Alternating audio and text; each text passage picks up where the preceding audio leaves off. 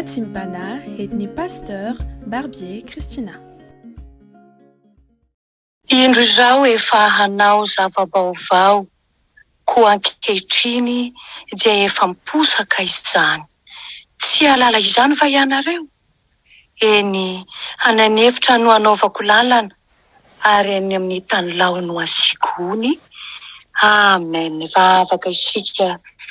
Dera laza no asandratray ry Andriamanitra tsara indrindra, mpamindra fo, ray ny mandrakizay. Andriamanitra tianay amin'ny fitiavana tsy mety levonao amin'ny Jesosy Kristy zanany. Mitsaoka anao sy midera anao zahay, manome voninahitra ny anaranao, mioby ny asinao, ary mankalaza ny anaranao mahery. Saotra indrindra zay Jesosy, mbola mivelominao tratra izao maraim-baovao zao. Tsy mendrika koza ny fitiavanao zany, fa raha vao misokatra neny masonay, hitanao ny tsy fataterana sy ny tsy fahamendreanay. Zany no angatanay indra fonao amin'ny ty maraina ity, ka lairanao solatsaka tao Kalvaria, hanongotra, hanaisitra, hanorotory rehetra tsy namboleny ny tananao, azahoana indray ny famindrampo sy ny famelan-keloka avy aminao, satria ny teninao milaza fa avaozinao isa maraina zany famindramponao zany. Omeo anay ny teninao ankehitriny, mangetaeta anao zahay ety amin'ny tany maina, mila ny loharano no ny miboiboika, mba hamelombelomanao ny fanahinay ao anatin'ny tany karakaina, ary mba nomezanao anay koa fanantenana, fiadanana, satria tsy mora izany manaradianao zany, araka ny teninao amin'ity zao tontolo izao tino. Ahitanareo fahoriana ho ianao, fa matokia izao efa naharesy izao tontolo izao. Izany indrindra Jesosy no atongavanay eto, tompo malala, mba tsy raparapanay anatin'ny aizina. Mila ny teninao zahay, lay teny fa nilo ny tongotray sy fanazavana ny lalanay. Mitenena tompo fa tsy nomofy ihany tokoa ny oveloman'ny olona, fa ny teny rehetra zay aloky ny vavan'Andriamanitra. Misaotra anao zay Jesosy, midera milaza ny voninahitra ho anao rirany. Amen. Miarabantsika riavana malala rehetra ao amin'ny tompo ary dia mbola ampitombony amintsika trany ny fahasoavana, ombam-piadanana avy amin'Andriamanitra ray amin'ny alalan'i Jesosy Kristy tompontsika, ary koa ny fampiraisana miaraka amin'ny fanahy-masina. Ny teny zay hovakiana ampahirezana antsika amin'ity anio ity dia ao amin'ny filazantsara ny Jesosy Kristy tompo, misoratany Lioka toko voalohany andininy fahaefatra amby telopolo ka hatramin'ny fahavalo ambiny telopolo. Hovakiana zany amin'ny anaran'i Jesosy tompo avy any Nazareta, manao hoe: ary hoy Maria tamin'ilay anjely, hanao ahoana re no hatateraka izany, fa tsy mahalala lahy aho. Ary ilay anjely namalika nanao taminy hoe: ny fanahy masina no tonga ao aminao, ary hisy heriny avo indrindra hanaloko anao, koa ny masina izay ateraka dia atao hoe zanak'Andriamanitra. Ary indro Elizabeta havanao dia efa mitoejaza koa, na dia efa antitra aza, ary efa mandray enina izy izao, izay natao hoe momba.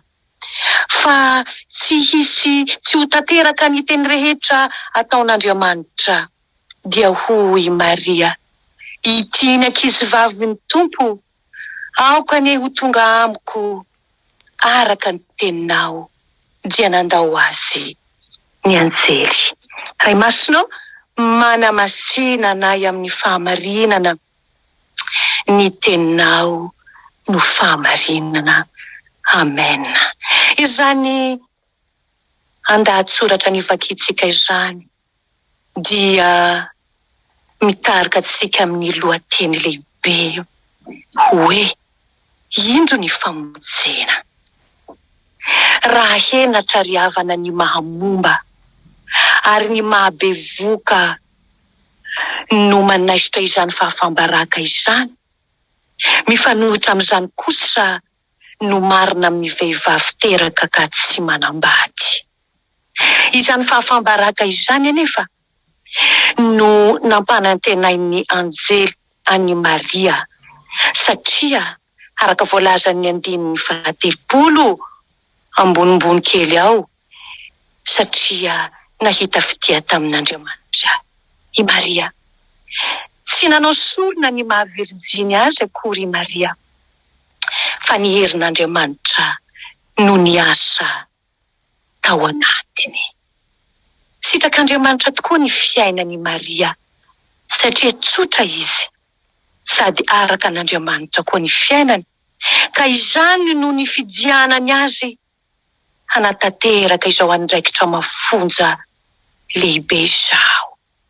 Ary dia nanolo tena tanteraka hanao ny sitrapon'Andriamanitra ary Maria, araka ny teny izay henontsika teo, sady natoky izy ny hafatra ny entin'i ny anjely eny fa na dia nanontany ary izy tamin'ny voalohany hoe ahoana no hatanteraka izany amiko.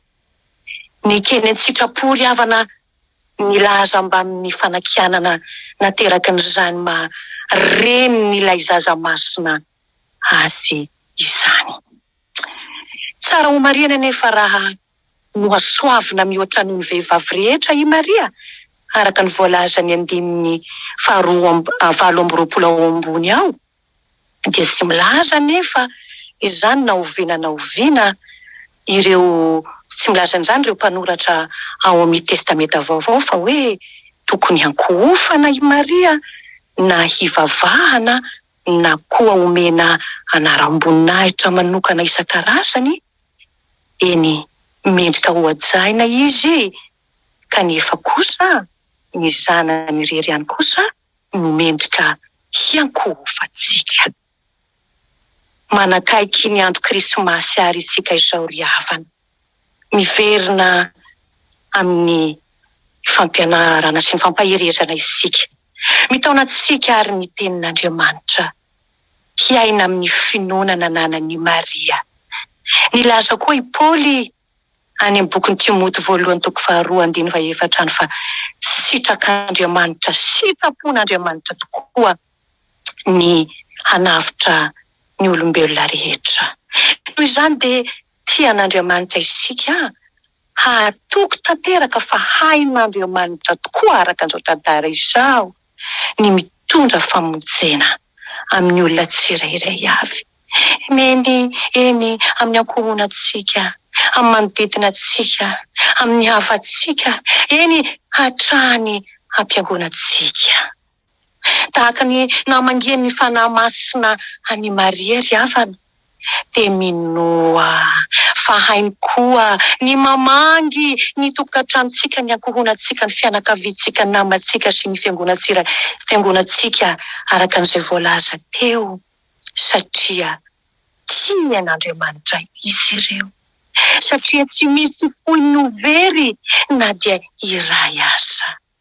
Ary ny fanahy masina dia afaka mametraka ao anatin'izy ireo koa ny fahaterahan'i Jesosy Kristy Tompo, mba ho avitra koa izy ireny.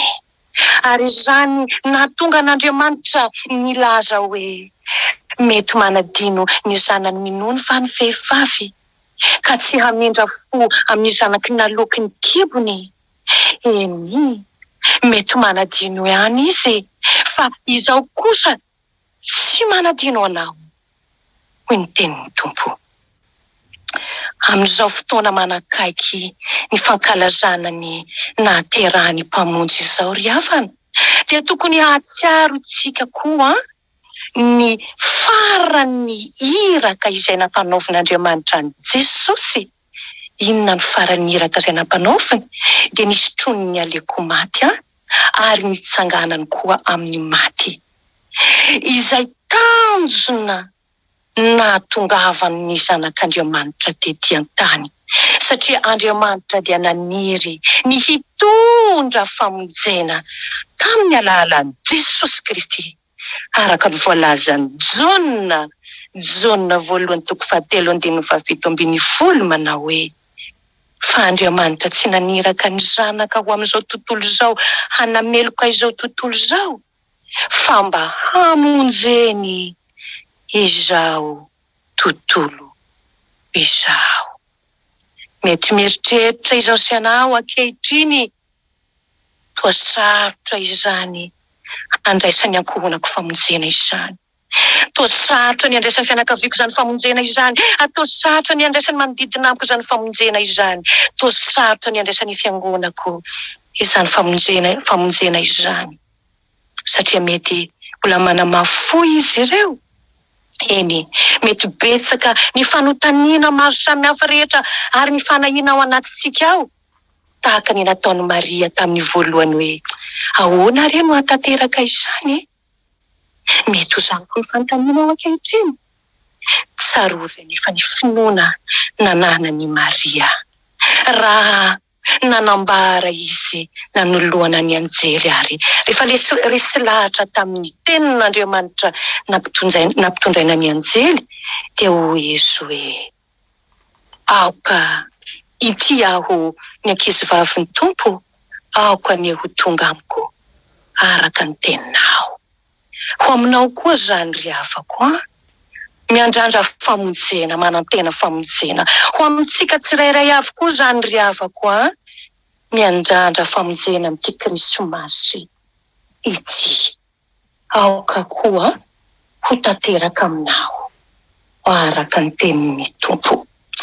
Mitandron'Andriamanitra dia mitondra famonjena. Noho ny aminao, noho ny amintsika dia tsy horingana ny ankonana antsika. Tsy horingana ny manodidina antsika araka ny tenin'ny soratra masina. Aza reraka ry havana ny mitondram-bavaka anireny ataontsika mety mbola very amin'ny manodidina antsika ireny. Fa ny tenin'ny Tompo dia milaza fa tsy manao marikoriko ny fahoriany ory izy. Fa raha mitaraina ireny, moa hitaredretra va izy? Tsy hitaredretra izy ry havana. Fa tonga ny andro famonjena. Hoy ny lohateny hoe Indro ny andro famonjena. Ry havana manara, tokony hanaradia an'i Maria isika. Eto dia i Maria moa hoe mahavehivavy azy, dia mibantsina koa ny tovovavy, ny vehivavy koa, indrindra ao anatin'ny fiangonana izao teny izao. Eo amin'ny sehatry ny fahadiova-pitondran-tena, ny fitiavana an'Andriamanitra, ny finoana ny teniny sy ny fahavononana hankatoa ny fanahy masina. So ny vehivavy ihany koa tsika tsirairay avy koa, eny fanany lehilahy koa aza. Indro ny famonjena ry havana, andao ary handray an'izany famonjena izany. Hiandry izany famonjena izany. Hanantena izany famonjena izany. Mba ho tanteraka tokoa ny tenin'ny Tompo hoe, ny lela rehetra hidera ny voninahiny ary ny lohalika rehetra ihany koa ka eo anatrehany. Azy irery ny voninahitra antsika ny famonjena. Indro tonga ny famonjena. Haleluia. Amen. Ivavaka isika.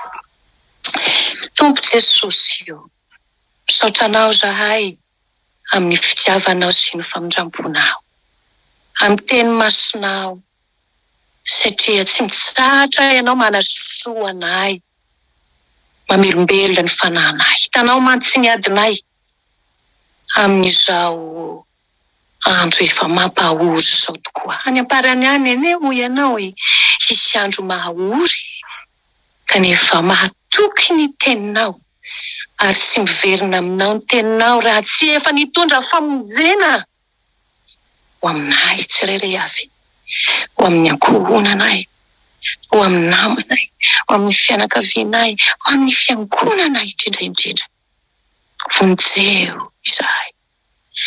Vonjeo Tompo izao tontolo izao. Raikitra aizina izao tontolo izao.